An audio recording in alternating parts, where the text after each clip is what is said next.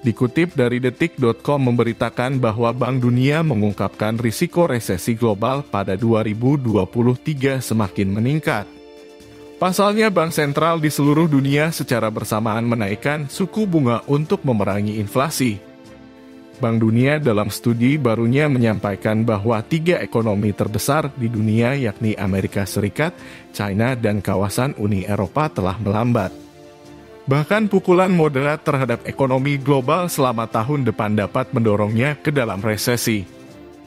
Dikatakan bahwa ekonomi global saat ini dalam perlambatan paling tajam menyusul pemulihan pasca resesi sejak 1970.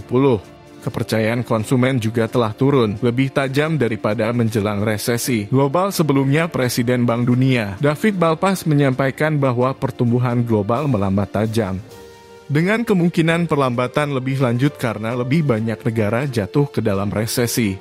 Dia khawatir tren ini akan bertahan dengan konsekuensi pasar negara berkembang dan ekonomi berkembang akan hancur.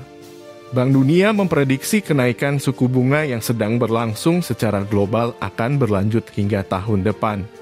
Tetapi kemungkinan tidak cukup membawa inflasi kembali ke tingkat sebelum pandemi COVID-19. Malpass mengecualikan jika gangguan pasokan dan tekanan pasar tenaga kerja mereda.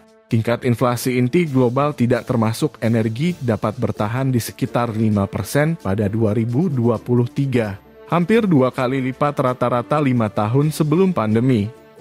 Untuk mendorong inflasi lebih rendah, Bank Dunia menilai perlu kenaikan suku bunga dengan tambahan 2 poin persentase, di atas kenaikan 2 poin yang sudah terlihat di atas rata-rata tahun 2021.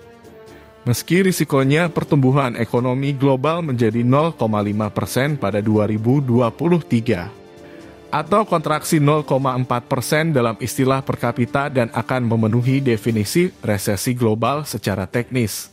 Malpass mengatakan pembuat kebijakan harus mengalihkan fokus mereka dari mengurangi konsumsi ke meningkatkan produksi, termasuk upaya untuk menghasilkan investasi tambahan dan peningkatan produktivitas. Wakil Presiden Bank Dunia Ayhan Kose mengatakan pengetatan kebijakan moneter dan fiskal baru-baru ini akan membantu memangkas inflasi. Tetapi tindakan yang sangat sinkron dapat memperumit situasi dan mempertajam perlambatan pertumbuhan global.